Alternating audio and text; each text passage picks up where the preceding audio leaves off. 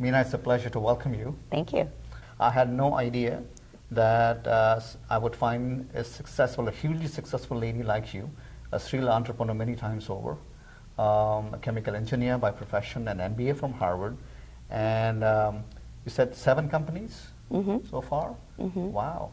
So we'll pick 2 of your most favorite ones Okay. to understand how the idea came to you, how it started, and then we'll go into the most important aspect is idea to product to scaling then to exiting.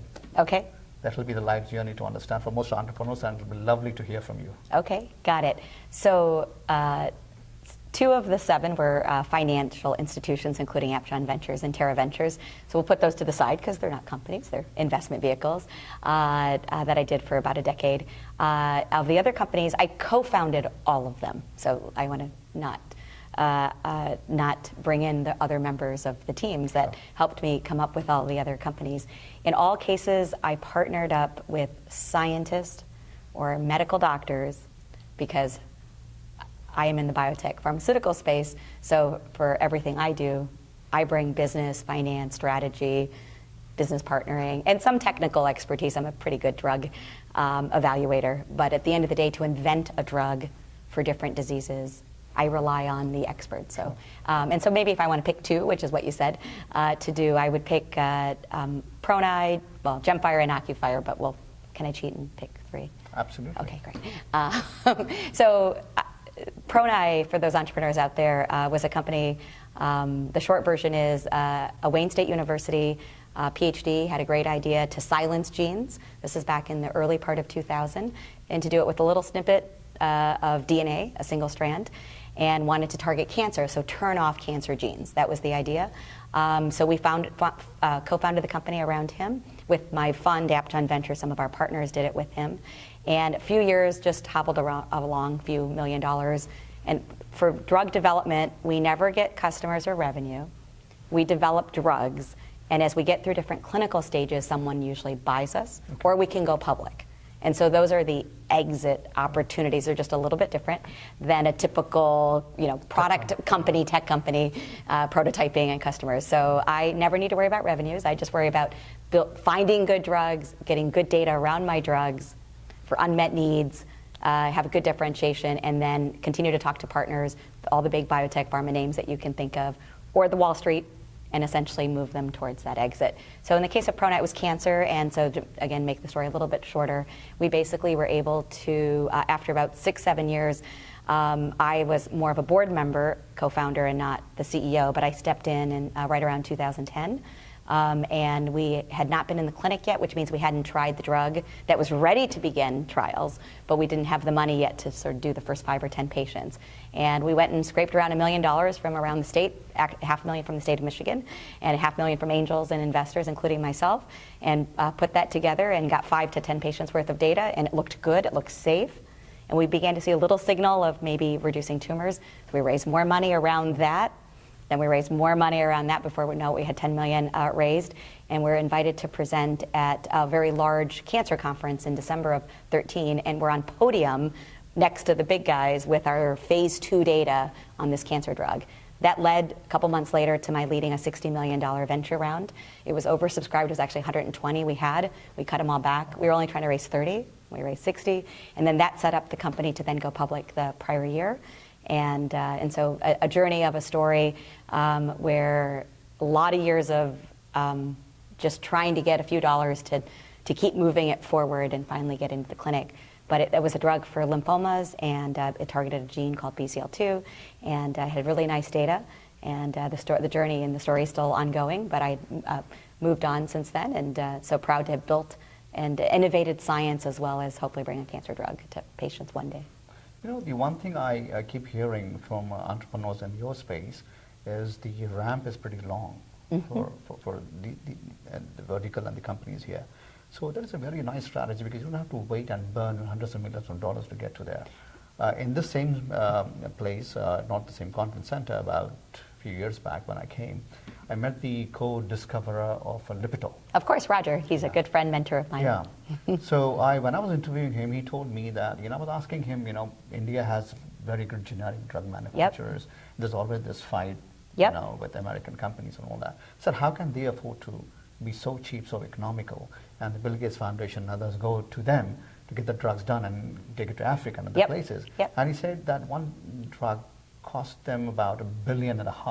For Lipitor, probably at Pfizer or Warner Lambert and Park Davis to develop. So you don't have to. So your model is very very nice.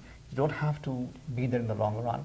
Create value at the right time and then just exit. That's actually the ecosystem that biotech companies live in, and so people like myself who are serial now, it's my third CEO company that I'm a biotech leader of. This is what we can do because it works. Because big pharma. Yeah. Whether a Pfizer, Merck, Amgen, Sanofi, pick your favorite name, they are really good at marketing, distribution, manufacturing, and they have great scientists for R&D, but it's not efficient because the risk-taking culture is not there. Yeah.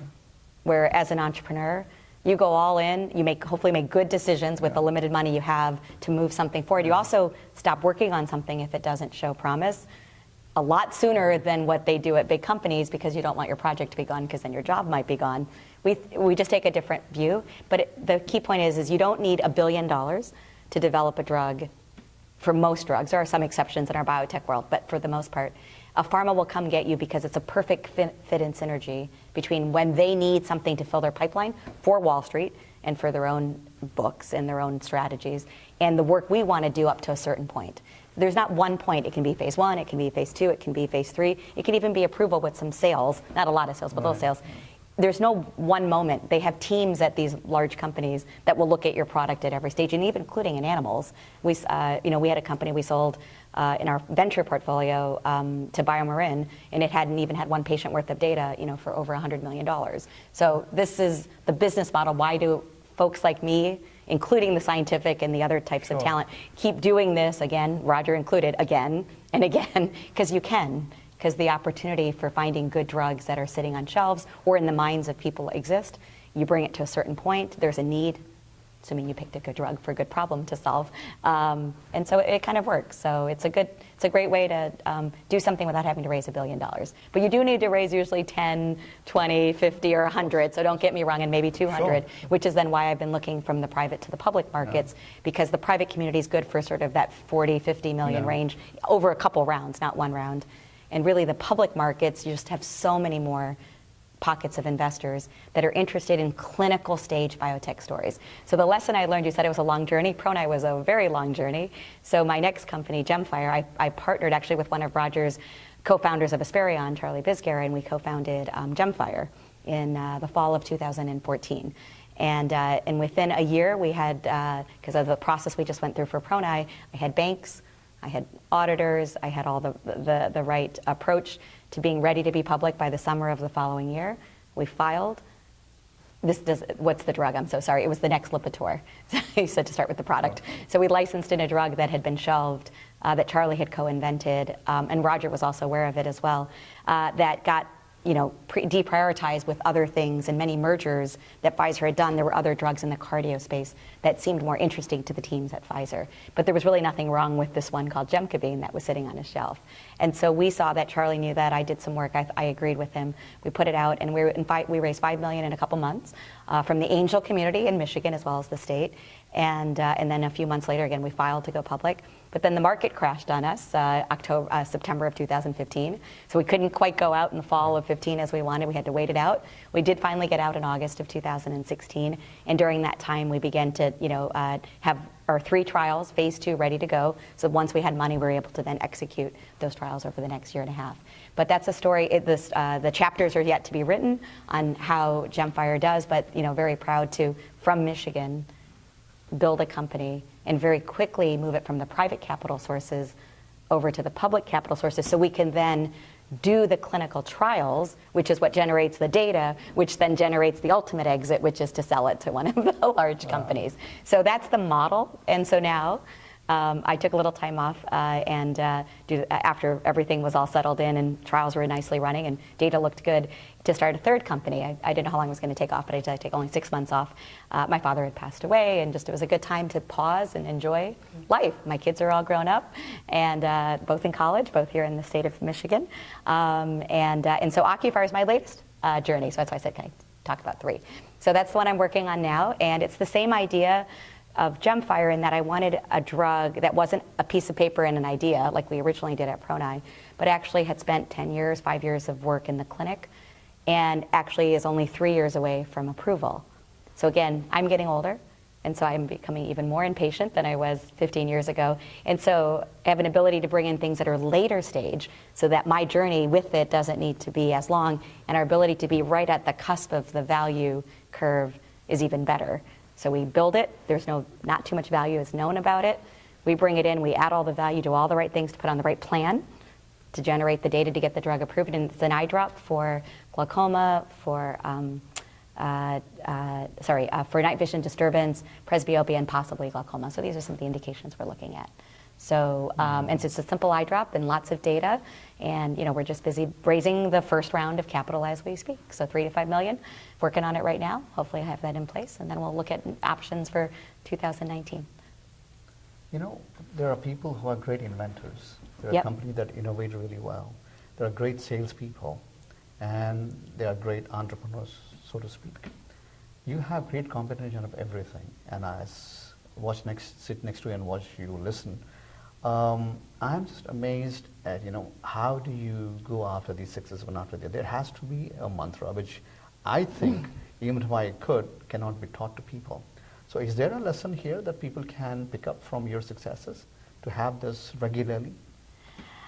Well, I would say, what I said earlier at the event is I said, the one thing that I feel has been a key to my success, might not exactly answer your question, was I'm always prepared. And what that means is many things. It means that I'm prepared for every meeting, every investor interaction, every opportunity to speak to an expert. I do homework. I'm a student. I'm a perpetual lifetime student.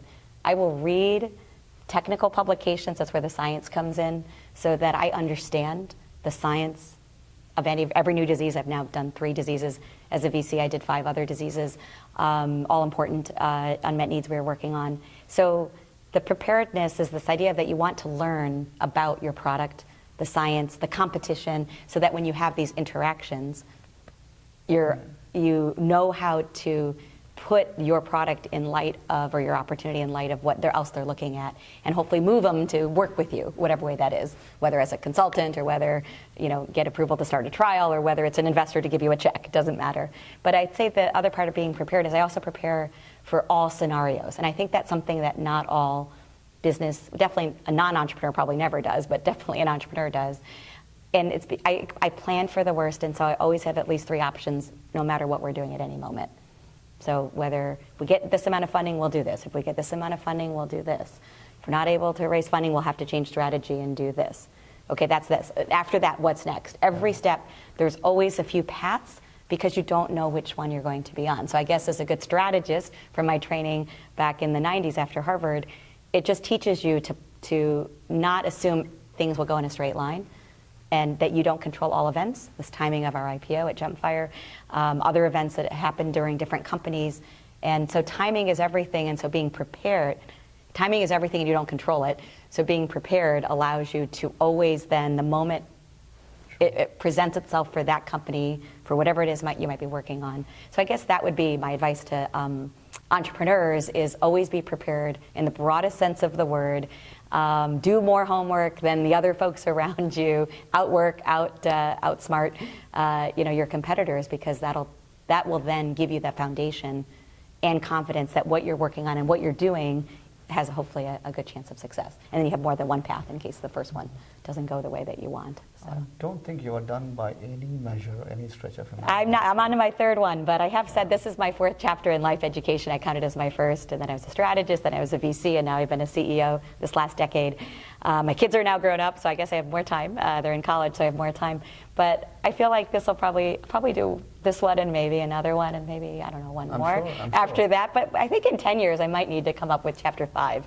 And so I'm thinking maybe I'll just invest, because now all that preparation I've done, I know a lot about a lot of companies in the stock market and drugs and different diseases. And so take that knowledge and use it potentially in more passive ways. And then again, serve on boards as well. So I do serve on a couple boards now, no longer as a VC, which I did many as a VC, but just as a executive with experiences. And I'm really happy to see some initiatives in California, in your home market, of putting more women on boards. I read that in the newspaper the other day. And I just think diversity doesn't have to be women, it could be all kind of backgrounds, is so important, because without different points of view, you don't always come up with the best options and ideas. And it's amazing, because your experiences are what give the ideas around a table of what you should do, what you shouldn't do. And so, so hopefully my chapter, the next chapter, will just include more public or private boards.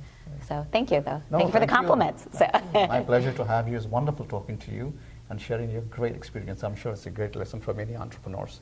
But thank you again. Okay, thank you.